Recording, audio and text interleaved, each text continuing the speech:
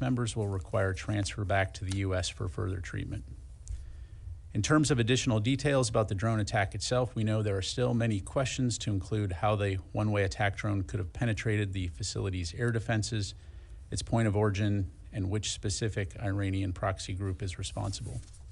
I can tell you that U.S. Central Command is continuing to look into all those important questions, and that we'll keep you updated as new information becomes available as we are able to.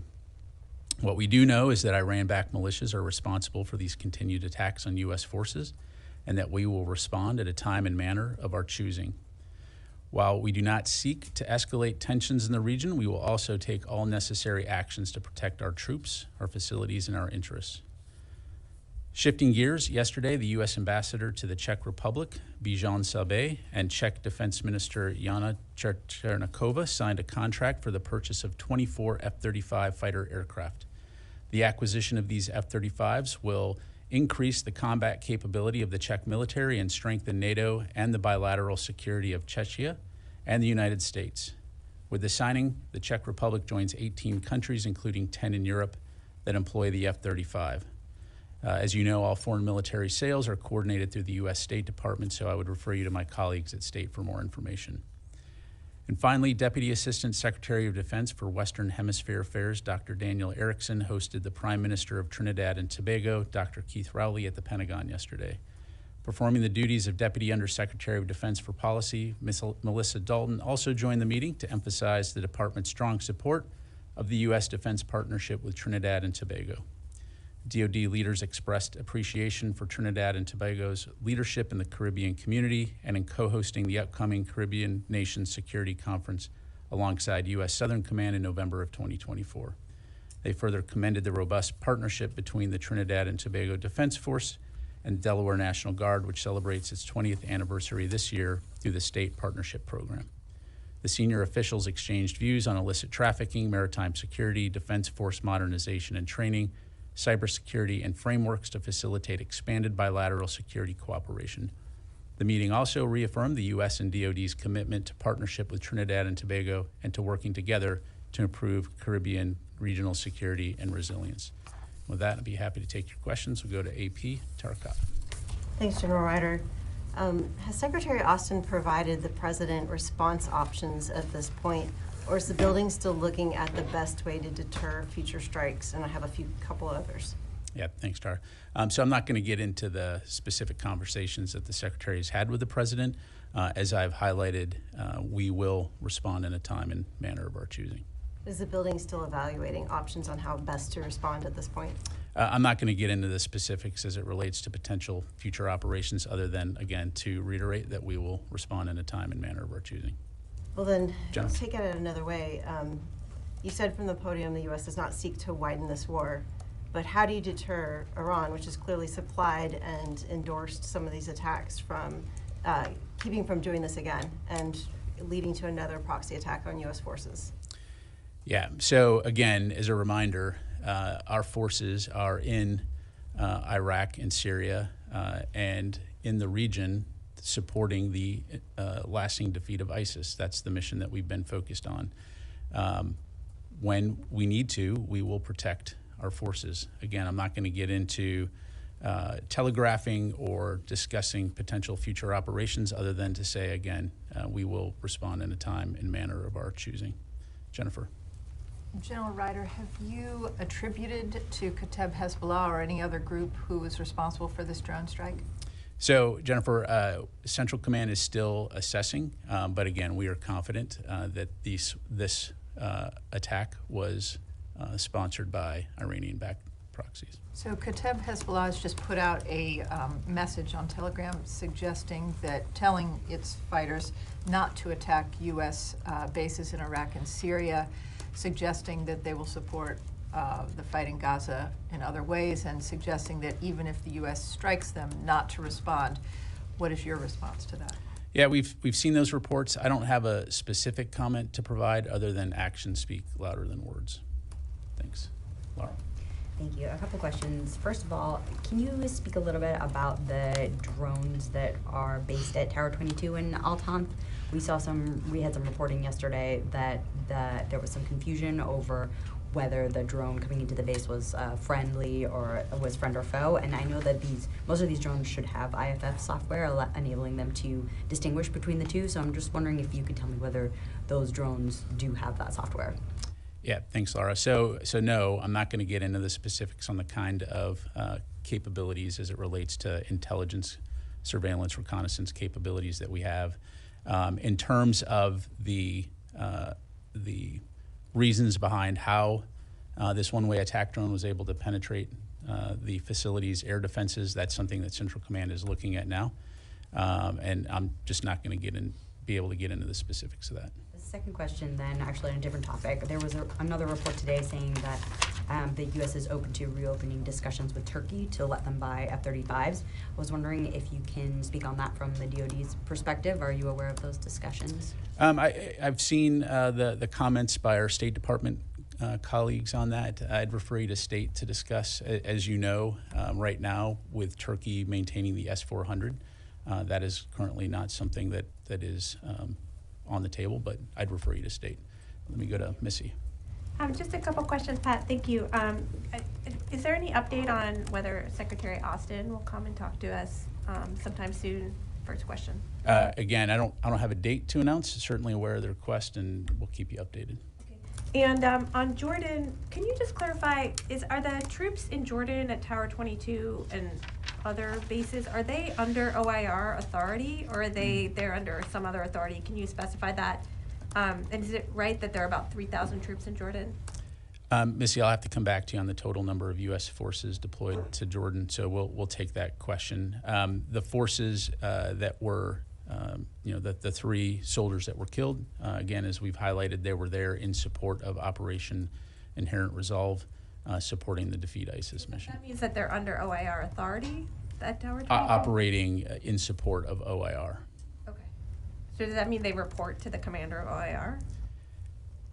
Don't want to get into the chain of command process here, but if they're there supporting OIR, then certainly OIR commander can request assistance from those forces. Okay. So. And then the last question, and I think we asked Sabrina this yesterday, and I think it was maybe something that you guys are still looking at. Just wanted to ask if there had been any new information about any steps that may be taken to protect American forces in the region, like in terms of air defense or new steps to make sure that something like this doesn't happen again. Yeah, so, for operation security reasons, I'm not going to be able to go into specifics other than to say that U.S. Central Command, of course, is taking this very seriously and that we will take necessary measures and steps to ensure that our forces are protected, recognizing as well that this is a dangerous neighborhood. But again, yes, to answer your question, we will take steps to ensure that our forces are protected. Go to Will. 2 questions. First, Qatar's Prime Minister expressed some concerns yesterday that the U.S. response to the Jordan attack could potentially affect the negotiations over a new hostage deal. Is that part of the Pentagon's calculus in determining a U.S. response to this? So, Will, I don't have anything specifically on that other than to say, again, as part of any decision-making process, we take a wide range of considerations into account, again, to include what our broader regional goals are, which from the very beginning has been to prevent the situation in Israel and Gaza from expanding into a broader conflict. I'll just leave it there.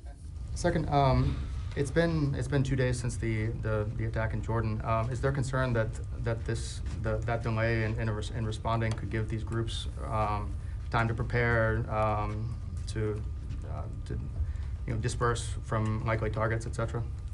So, Will, again, I'm not going to get into any details about what a potential future operation could look like. You've heard both the President and Secretary Austin say that we will respond in a time and a manner of our choosing. 3 U.S. service members were killed, over 40 wounded. Oh, by the way, these service members were deployed into the region to contribute to regional security and stability in support of the international coalition to ensure the lasting defeat of ISIS. So there will be consequences, and I'll just leave it at that. Sir. Yeah, thank you. Just a quick question on the Red Sea. Since the Houthis are mainly attacking foreign ships, what authorization does the Pentagon have to strike targets in Yemen? Again, in terms of the strikes, these are all being taken under United Nations Section 51 in terms of right to self-defense. And again, our focus there is twofold. One, it's to protect international shipping and mariners that are transiting the Red Sea, as well as to degrade and disrupt Houthi capability to conduct these kinds of attacks. Fadi. I just have a follow-up on this, and then I have a separate topic. The Section 51 that you mentioned, I mean, before strikes on Yemen, Yemenis did not attack any U.S. ship. So what self-defense are you talking about? Defending international commerce is not part of the international law. Well, so what are you suggesting? What are you suggesting? Huh? What are you suggesting? I'm suggesting that when you refer to this section from the UN, you're saying U.S. was attacked by Houthis before the first strike. I'm saying on that the January 11th. international community has been attacked by Houthis, and the U.S. working alongside international allies and partners are working together to help deter, degrade, and disrupt their ability to conduct these attacks. You referenced something in the UN that does not apply to this situation prior to the January first wave of attacks in Yemen.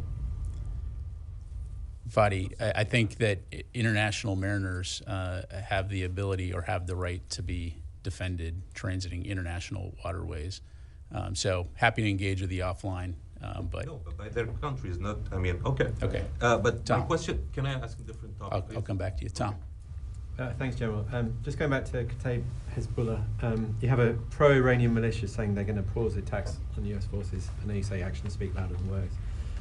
I just was wondering if you could talk a little bit about how that might change the calculus in the building. Would you be concerned that if you do strike KH or any other groups, then you are escalating in the face of them saying they're standing down, given that you've said, the administration has said that you do not seek to escalate?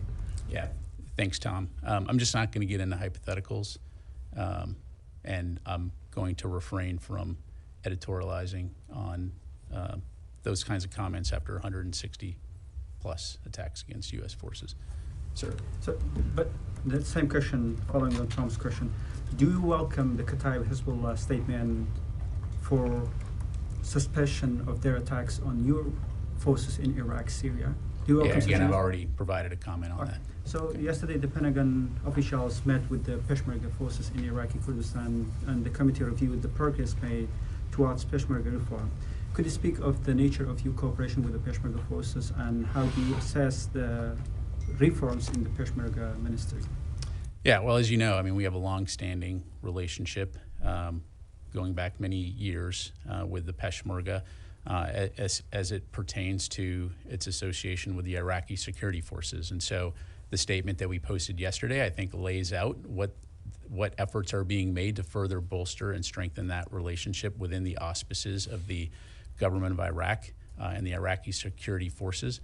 And so we'll continue to use that opportunity to help ensure that our Peshmerga partners have the capabilities they need to support broader Iraqi security and stability. And when we have updates, we'll certainly pass that along. Let me go to the phone here real quick. Eric Schmidt, New York Times. Pat, can you give us a little bit of chronology on Sunday morning? What time did this attack, the drone attack, take place? How quickly were the most seriously injured? Were they medevaced to Iraq?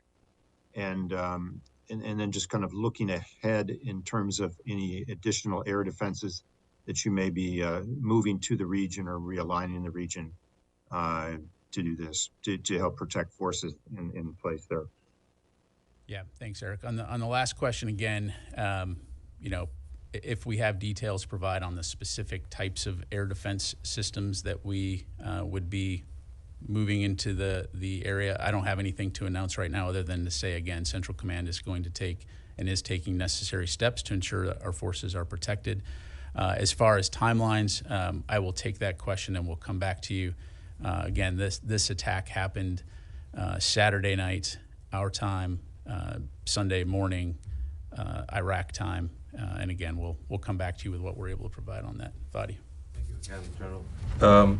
I want to go back to the KH statement. It's really unusual, and some of the messages in this statement refer to suspension of these attacks. They don't want to basically embarrass the Sudanese government At the same time, they're saying Iran was not always happy by escalation against US forces. Would you credit the department and the administration at large pressure or messaging to Iran and Iraqi authorities as maybe a direct result for issuing such a statement?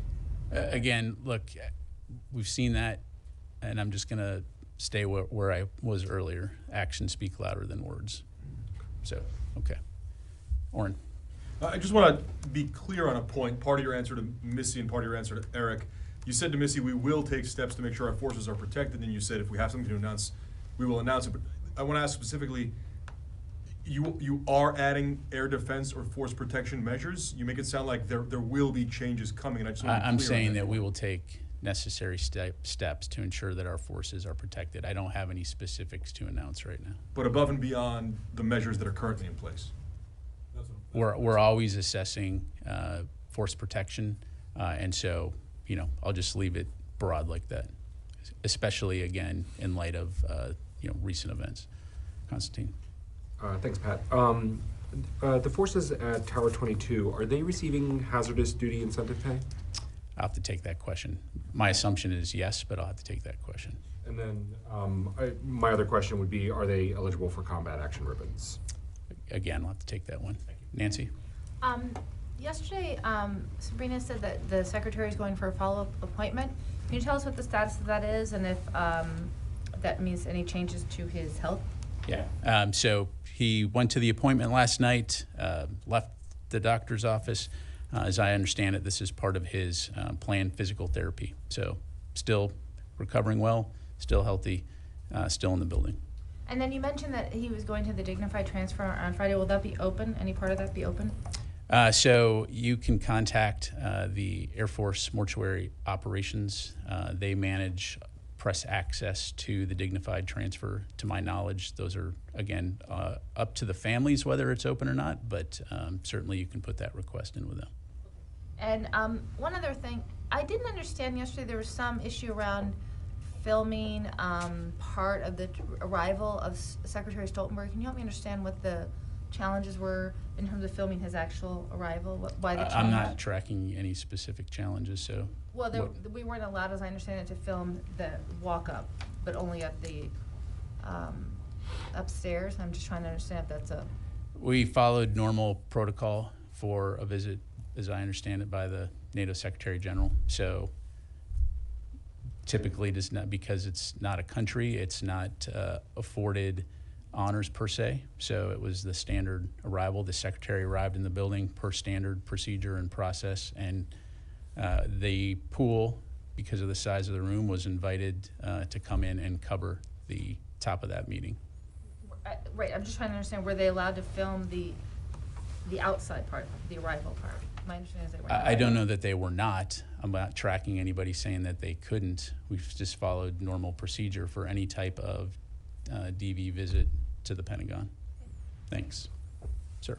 Thank you. I have a couple on Ukraine, then on Middle East. So do you have any updates on weapons deliveries to Ukraine under USAI? Are some of the capabilities currently being delivered to Ukraine despite no PDA announcements? No new PDA announcements. Of course, we're still standing by on a supplemental from Congress. But USAI deliveries, they were procured before that. I don't have anything specific to announce right now. Of course, we're going to continue to work with Ukraine to deliver those capabilities as they come online. Also, could you tell us more about the ongoing Inspector General's visit to Ukraine? What they will be looking into? Will they go to the front lines? Things like that? I'd have to refer you to the Inspector General's office. Let me go back to the phone here. Jeff Shogel, Task and Purpose. Thank you. The National Defense Authorization Act includes a lot of funding to replenish the Defense Department stockpiles of munitions like artillery shells and SM-6 missiles, but there can't be any new starts until Congress passes a spending bill. So does the fact that the Defense Department is still on a continuing resolution mean that it hasn't been able to replenish or any of its stocks of shells and missiles, or at least get started on new contracts? Yeah, thanks, Jeff. You're talking about in terms of Ukraine or just in general? For each of the services has funding for shells, missiles, to especially considering that so many has been given to Ukraine. This is the ammunition buildup for the U.S. military. Yeah, so I'd refer you to each of the services to talk about their current status. But as you highlight, during a continuing resolution, we are limited in terms of, in many ways, in terms of being able to extend contracts. It disrupts training, delays maintenance, it imposes uncertainty on the workforce. So again, each of the services can talk about their individual impacts. Let me go to Phil Stewart, Reuters. Hey there, thanks. At the White House today, there was some talk that there would be a tiered response to the drone strike in Jordan, and that could be multiple actions instead of a single action. Could you just confirm that you're expecting a tiered response with multiple actions? And then secondly, on the KH statement, I mean, could you go for a little more? I mean, what do you mean by actions speak louder than words? Would you like to see them make good on this promise to suspend operations on U.S. forces? Could you just elaborate what you meant by that? Thanks.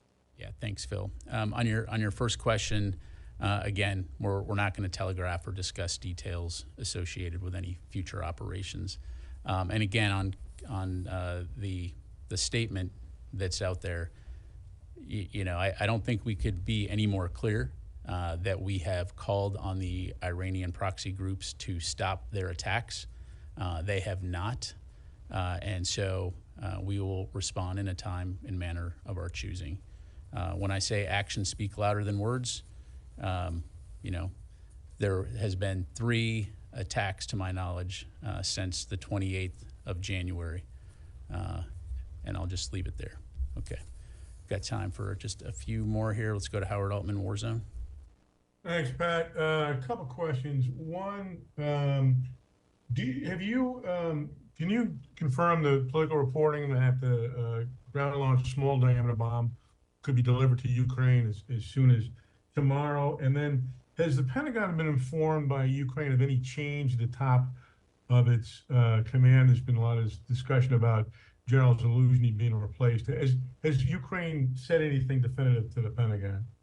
Yeah, thanks, Howard. On your latter question there, I'm not tracking any changes. Obviously, it's for Ukraine to discuss their internal domestic affairs. As far as the small diameter bomb, as we acknowledged last year, we will provide Ukraine with the ground launch small diameter bomb as part of our USAI funded security assistance efforts.